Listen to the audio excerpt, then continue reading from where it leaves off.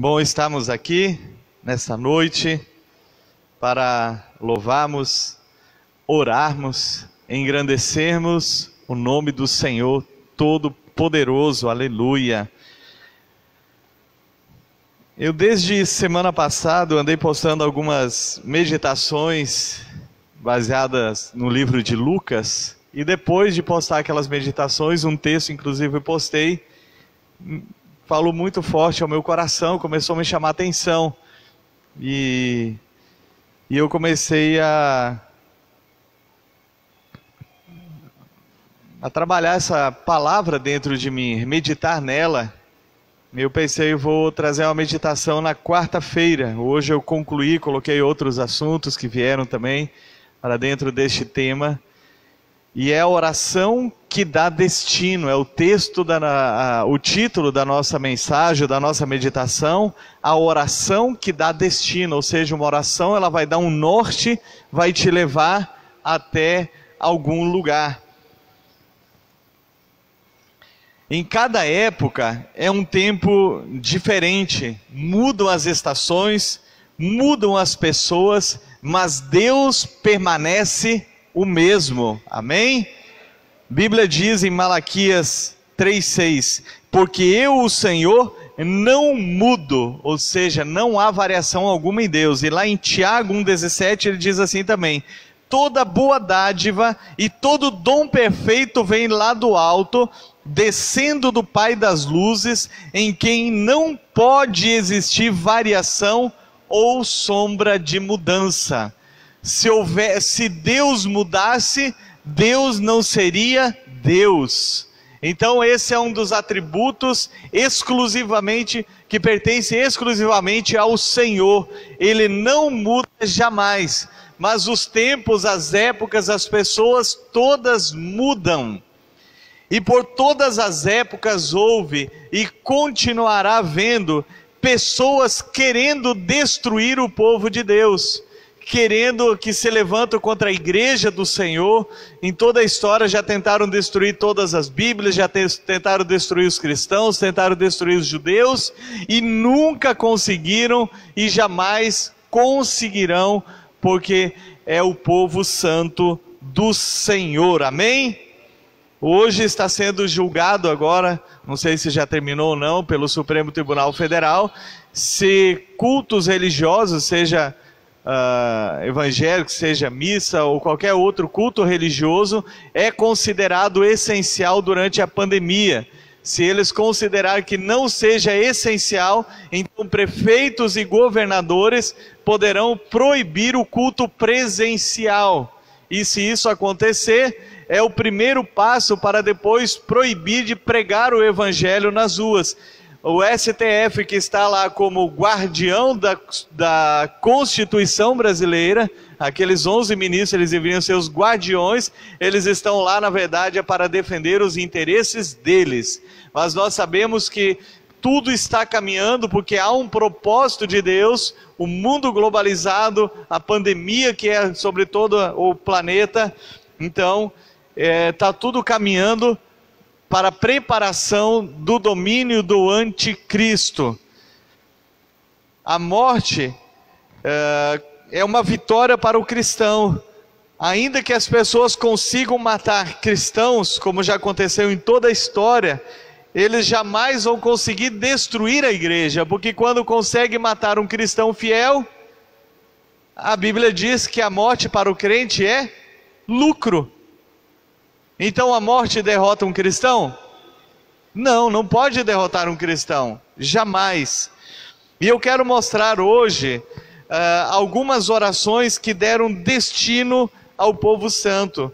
E existe algo em comum, que em tempos de perseguição, há uma busca maior do povo de Deus. Povo que estava meio apático, indiferente muitas vezes ao que estava acontecendo, até mesmo a sua fé. Quando se levanta uma perseguição, os crentes fiéis, os cristãos fiéis, eles se levantam em oração, e esta oração, ela dá um destino à história que vem a seguir. Então eu quero trazer alguns momentos da história, eles não estão em ordem cronológica, para, no final sim, algo que ainda vai acontecer. Primeiro ponto que eu quero destacar, fato histórico, é a afronta de Senaqueribe. Está descrito em Isaías 37 e também no segundo livro de Crônicas. Diz assim, Ezequias recebeu a carta das mãos dos mensageiros e a leu. Então subiu à casa do Senhor e estendeu a carta diante do Senhor, e Ezequias orou ao Senhor, dizendo: Ó Senhor dos exércitos, Deus de Israel, que estás entronizado acima dos querubins, somente Tu és o Deus de todos os reinos da terra. Tu fizeste os céus e a terra. Inclina, ó Senhor, os ouvidos e ouve. Abre, Senhor, os olhos e vê. Ouve todas as palavras de Senaqueribe, as quais ele enviou para afrontar o Deus vivo. O que aconteceu aqui? O rei Senaqueribe era do Império Assírio, um rei poderoso, com um poderio bélico muito grande. Ele já havia destruído e subjugado muitas nações. Então ele invade o território de Judá e ele cerca a capital, Jerusalém. E ele começa a afrontar Deus. Ele manda mensageiros dizendo, manda para falar para o povo, dizendo, não engane, que Ezequias não engane vocês, porque não se pode confiar em Deus, eu já destruí muitos deuses, os povos, o que foi feito? E depois, por fim, mais uma vez ele é afrontado, porque ele recebe uma notícia. Primeiro Deus diz, através de Isaías, que ele não vai invadir, e quando ele está saindo, agora ele manda uma carta por escrito para o rei Ezequias, dizendo, em outras palavras, está dizendo assim, eu estou indo de volta para o meu território, vou vencer aquela luta, eu retorno aqui e eu vou destruir vocês, eu vou invadir Judá e vou destruir. Quem é o Deus que pode me resistir, ou resistir aos meus deuses? Qual a atitude do rei Ezequias aqui? Ele leu a carta, ele recebeu, ele leu a carta, e ele foi até o altar do Senhor no templo, ele se ajoelhou, e ele estendeu a carta perante o Senhor, dizendo, só Tu és Deus. Nós reconhecemos que só o Senhor é Deus, não existe outros deuses que se possam comparar, não existe homens que possam destruir. Aí ele diz, quem é Senaqueribe? Ele está afrontando o Senhor, não é a mim. E quando isso acontece, Senaqueribe está retornando para a sua terra natal. Ele vai se prostrar diante do Deus dele, que ele diz que subjugou os outros deuses.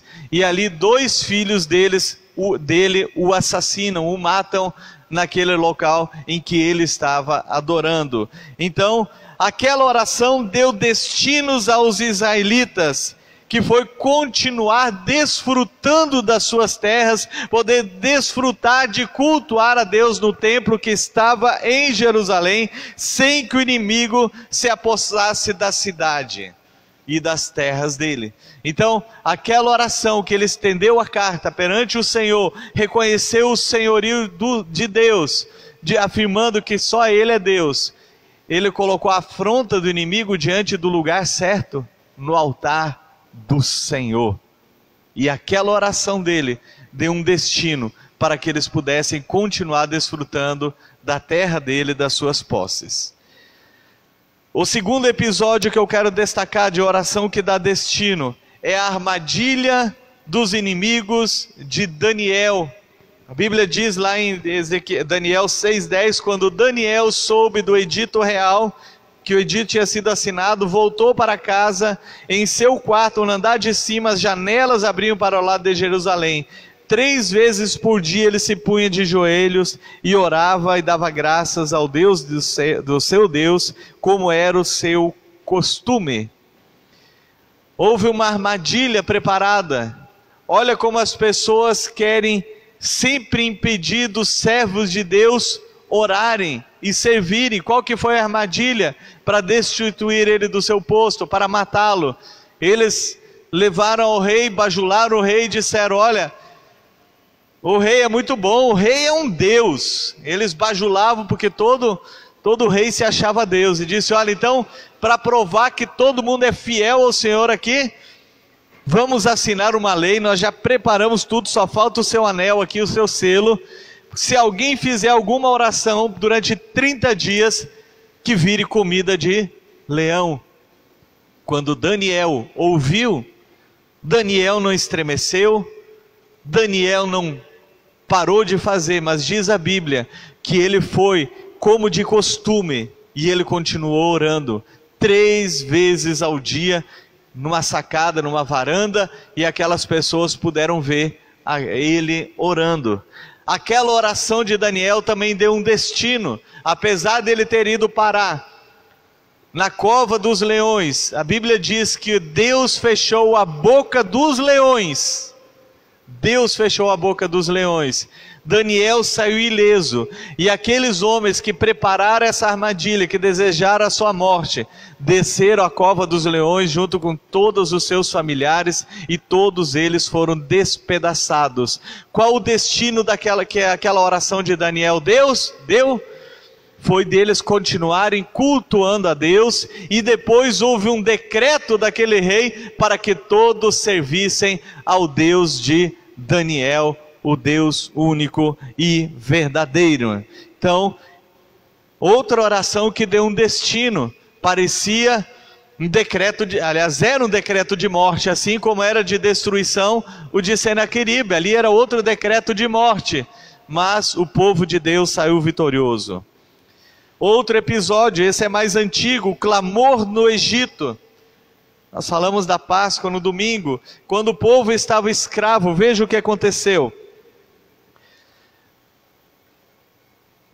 O povo sofria muito por causa da escravidão, foi aí que eles começaram a clamar a Deus. Diz assim: decorridos muitos dias, o rei do Egito morreu. Os filhos de Israel gemiam por causa da sua escravidão. Eles clamaram, e o seu clamor chegou até Deus. Deus ouviu o gemido deles e lembrou-se da sua aliança com Abraão, com Isaque e Jacó. E Deus viu os filhos de Israel e atentou para a situação deles. O que aconteceu aqui? Quando eles perceberam que a escravidão era muito grande, que não podia mais acontecer aquilo, seus filhos mais velhos os seus filhos homens estavam morrendo, o rei mandava matar porque eles se multiplicavam muito. Eles começaram a clamar a Deus, e a Bíblia diz que Deus ouviu o seu clamor e enviou um libertador, que foi Moisés, que os tirou da escravidão, fez atravessar o Mar Vermelho e os conduziu até a terra prometida. O quarto episódio que eu quero citar de oração que dá destino, ali o clamor deles trouxe o livramento. O clamor da igreja primitiva, que eu citei hoje de manhã, foi o tema do nosso devocional. Diz ali o texto que o rei Herodes mandou prender Tiago, que era um dos apóstolos, e mandou decapitá-lo. Até então a igreja não estava ainda antenado, atentando para o que estava acontecendo. Prendeu, matou, entristeceram, prantearam. Aí o rei Herodes viu que aquilo agradou os judeus. O que ele fez? Prendeu o apóstolo Pedro com a intenção de matá-lo. Só que agora a igreja despertou para que isso não acontecesse, e a Bíblia diz que eles oravam dia e noite, incessantemente, com um objetivo: para que Pedro fosse liberto. E nós conhecemos a história. Deus libertou Pedro milagrosamente da prisão, e ele continuou pregando o evangelho. Então aquela oração também, ela deu um destino certo, o destino para que Pedro fosse liberto milagrosamente, e não fosse morto pela mão dos judeus, e nem pela mão do rei Herodes. Então o clamor da igreja primitiva. E o quinto que eu quero destacar é algo que está para acontecer ainda. É o destino que a igreja vai escolher através da sua oração. Em Lucas, capítulo 21, do 17 ao 19, diz assim: todos odiarão vocês por causa do meu nome. Você entendeu porque tanto ódio em toda a história da humanidade contra os servos de Deus? Jesus disse: todos odiarão vocês. Todos odiarão vocês por causa do meu nome. Mas não se perderá um só fio do cabelo da cabeça de vocês. É pela perseverança que vocês ganharão a sua alma. Quando foi que Jesus falou isso aqui? Quando ele falou de 3 ou 4 acontecimentos. Da destruição de Jerusalém, aconteceu no ano 70 depois de Cristo. Depois ele fala do princípio da tribulação, das dores, que é o período que nós estamos encerrando agora. Ele fala também do arrebatamento, e ele fala do tempo dos judeus no período da grande tribulação. Então, um dos mistérios de Deus, ele se refere ao dia do arrebatamento. É algo que somente o Pai sabe, é a hora que somente o Pai pode dizer. O próprio Filho se absteve de querer saber isso, quando ele disse: quanto ao dia, a hora, é algo exclusivo do meu Pai. No entanto, parece que Deus nos deixa algumas escolhas para a sua igreja. Diz em todo o texto aqui que quando finda no período do princípio das dores, no final do princípio das dores e o início da grande tribulação, ou todo o período da grande tribulação, haverá muita dor, muita morte, muito sofrimento. Veja o que o texto diz, olha só: estejam sempre atentos e orem para serem considerados dignos de escapar dos horrores que sucederão e de estar em pé na presença do Filho do Homem. Lucas 21, 36. Olha o que ele diz assim, ó: orem. O que ele está falando para fazer? Orar. Para quê? Para qual destino? Qual o objetivo dessa oração? Olha, para serem considerados dignos de escapar dos horrores que acontecerão. E muitas pessoas, até ovelhas minhas, talvez estejam assustadas com o nível de revelação do que Deus tem falado, que é o final da grande tribulação, muita dor, muita morte, muito sofrimento, e nós temos visto que isso está aumentando, e eu não me alegro com nada disso, mas Deus mostrou que isso está acontecendo, e vai aumentar muito mais, e tanto que Ele chama os horrores que estão por acontecer. Aí Ele diz o quê? Orem para que vocês sejam considerados dignos de escapar desses horrores que acontecerão. Então, quando tudo piorar, quando tudo ficar mais difícil, quando vier uma perseguição intensa, quando se estivermos aqui, entrarem pessoas atirando em nós, matando, e a polícia não ligar, a justiça fizer pouco caso e dar razão a eles, quantos querem participar desse momento? Ninguém? Eu também não quero, não sou sádico, eu não quero isso para mim. Então o que Deus está dando uma oportunidade para nós? Ele diz: orem, para que isso não aconteça com vocês. Orem para que isso não aconteça, para que os horrores não aconteçam com vocês. Então o arrebatamento a considerar antes? Não sei, nós temos falado que dá para antecipar a volta do Senhor, clamando a Ele. Olha o que diz aqui também, isso aqui se refere ao povo judeu exatamente na metade da grande tribulação que vai acontecer, mas fala também alguns detalhes semelhantes a esse para escapar dos horrores. Olha só: orem para que a fuga de vocês não seja no inverno nem no sábado, pois haverá mais angústia que em qualquer outra ocasião desde o começo do mundo, e nunca mais haverá angústia tão grande. Aqui ele está falando quando o povo judeu, no meio da grande tribulação, perceber que o anticristo, que parecia um amigo, um aliado deles, é o anticristo, é contra Deus, vai se assentar no Santo dos Santos e dizer: eu sou Deus. Então haverá uma perseguição tamanha contra o povo judeu. Mas olha o que Deus diz para eles: orem para que não seja no inverno e nem no dia de sábado. Por quê? Ele dá a escolha. para não acontecer no inverno. Imagina você, estou falando deles lá, mas imagina num lugar que tem neve, chega a 20, 30 graus negativos, e aí a pessoa tem que sair fugida, só com a roupa do corpo. Como é que ela vai se esquentar? E se for no sábado, que os judeus não caminham, se eu não me engano, mais do que 1 quilômetro no dia do sábado. Por isso ele diz, orem para que isto não aconteça nem no sábado e nem no inverno.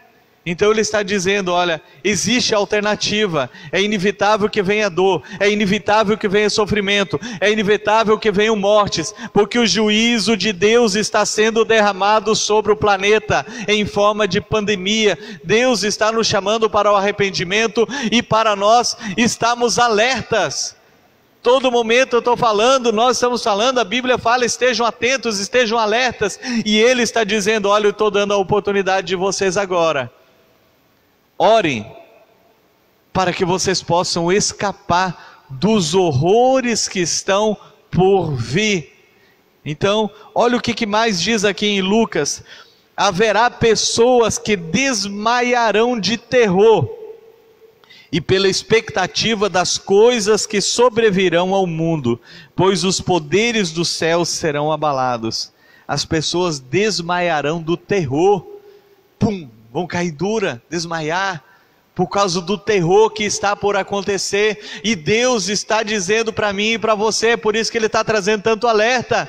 A Bíblia diz, Deus não fará coisa alguma sem antes mostrar aos seus servos, aos seus profetas. Não é só para mim, o Sandro, não. Ontem eu compartilhei um vídeo, um pastor lá, um bispo também lá no Mato Grosso, outras pessoas ao redor do mundo. Deus está anunciando que o fim está próximo, que o arrebatamento está próximo, que vem dor, que vem destruição, que vem muita morte, e não é para nós nos espantarmos, porque nós temos esperança.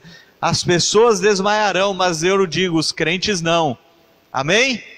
Crente firmado no Senhor, não vai desmaiar de terror não, por causa do terror. Nós vamos permanecer firmes, e nós temos a oportunidade de dar um destino para as nossas vidas. Por toda a Bíblia, eu sempre afirmei do que eu acredito é que a igreja vai ser arrebatada antes do início da grande tribulação. Virão 7 anos, mas existem textos bíblicos, e eu não sou o dono da verdade disso, que tem base para que a igreja seja arrebatada no meio, e tem texto que dá base para que a igreja passe por toda a grande tribulação. Então o que Deus está nos dando a oportunidade? Dizer, Senhor, me livra desses horrores. Não é isso que nós temos que fazer? A oração não é essa? Eu tenho orado, desde que eu entendi esse texto, eu tenho orado desse jeito. Senhor, apressa a tua vinda, busca a tua noiva, me livra dos horrores que estão por vir, me livra. E aí como que vai acontecer o livramento se a igreja tiver que adentrar por um tempo na grande tribulação? Como que Deus vai me livrar e livrar você? Através da morte. Partiremos antes. Por isso que Deus falou para mim, meu povo tem muito medo da morte, prepara o meu povo para se encontrar comigo. Nós não precisamos temer a morte, a dor da morte é para os que ficam. E como nós nos condoemos também com as pessoas que estão morrendo, quantos conhecidos, talvez você esteja me assistindo, ou aqui no templo tem um parente seu, um familiar seu, que partiu recentemente. A dor é para quem fica. Se a pessoa parte com Cristo, é lucro. Por isso que Deus está dizendo aqui, orem, para que vocês possam escapar dos horrores que estão por vir. Eu e você, eu não quero testemunhar pessoas desmaiando do meu lado, por causa dessa expectativa de terror que está por vir. Eu não quero testemunhar isso. Eu quero estar na glória com o meu Senhor, e aqui Deus está dizendo, orem para que vocês possam escapar dos horrores que estão por vir. Então a oração nossa é essa, é dar um destino para nossas vidas, escapar dos horrores que estão por vir. Lá em casa nós estamos colocando tudo em ordem, minha esposa não mexia em conta nem nada de banco, não sabe de senha de nada, tudo eu. Já deixei tudo anotado para ela no local, para a Vanessa. Se eu partir antes, minha casa está em ordem. Não temos dívidas, não temos nada disso. Também estamos preparando questão de alimentos. Deus tem falado muito com a minha esposa de estocar alimento, porque sempre quando há uma mudança política, quando há uma mudança no mundo, os preços elevam muito. Outro dia eu falei para um grupo aqui, se você consome 5 quilos de arroz no mês, economize, compre 10, compre 15, compre 20, e no mês seguinte a mesma coisa, porque nós não sabemos o que vai acontecer. Lembra no passado, no início da pandemia, o arroz custava em torno de R$2, de uma hora para outra ele pulou para R$5. E se daqui para alguns dias pular para R$10, e o feijão para 15, é o que mais nós nos alimentamos, não é verdade? Mas o que a Bíblia diz aqui para nós? Qual que é a oração do nosso, que vai dar destino para nossas vidas? Orar para escapar dos horrores que estão por vir. Porque isso aqui me chama a atenção. Haverá pessoas que desmaiarão de terror pela expectativa das coisas que sobrevirão ao mundo. Então nós temos que estar atentos. Tudo que está se levantando no Brasil, prefeitos aqui, graças a Deus, uma vez proibiram cultuar aqui, ainda assim nós fomos para a rua e cultuamos na rua, não tem problema, mas tem muitas cidades próximas aí que é proibido cultuar publicamente. E se chegar a perseguição de fato, a Bíblia diz que nós temos que perseverar até o fim. Aquele que perseverar até o fim será salvo. Mas existe um meio de nós escaparmos dos horrores que estão por vir. Qual que é o meio? Uma oração que dá destino, dizer: Pai, eu não quero estar aqui no meio dessa turbulência, dessa tribulação. Eu não quero presenciar os horrores. Eu não sou sádico. Eu não tenho prazer em ver sofrimento de ninguém. De ninguém. Não tenho prazer. Então, a minha oração desde que eu compreendi esse texto, e se vocês lembrarem, eu preguei 2 dias seguidos, eu postei esse texto de Lucas 21. Um deles, inclusive, citava, e eu coloquei apenas: estejam sempre atentos. Depois é que eu fui me antenar mais para orem para serem considerados dignos de escapar dos horrores que estão por vir. Vamos ficar em pé? Vamos orar? Orar pelo Supremo Tribunal Federal, que Deus pode mudar também, ainda que eles favoreçam bandidos. A Bíblia diz que Deus declara ao homem qual seja ou qual será o seu pensamento. Pai, nós estamos aqui diante do Senhor, e todos os textos que nós lemos concernentes ao que já passou na história do teu povo, seja dos judeus, seja da igreja cristã, em todos o Senhor deu livramento para eles ali, apesar que houver perseguição depois, mas aonde nós vimos, o Senhor deu livramento, e o Senhor pode nos livrar dessa proibição de cultuar livremente, Pai, nos templos, presencialmente. Colocamos o Supremo Tribunal Federal diante do Senhor. A tua palavra diz que o juiz ele deve julgar com justiça, que a injustiça é uma abominação aos teus olhos. Mas eu também sei, porque o Senhor tem nos alertado, que o princípio das dores está acabando, e muita dor e muito sofrimento vem pela frente. Por isso a nossa principal oração é: nos livre. Eu não quero estar aqui quando os horrores começarem a acontecer, quando as dores de fato começarem a acontecer. Eu não quero estar presente, Pai. Então, apressa para buscar a tua noiva. Ora vem, Senhor Jesus. Maranata, ora vem, Senhor Jesus. Busca a tua noiva, em nome de Jesus. Amém. Que a graça do Senhor, as consolações do Espírito e o poder que vem do alto seja com todo o povo de Deus, desde agora e para sempre. Amém.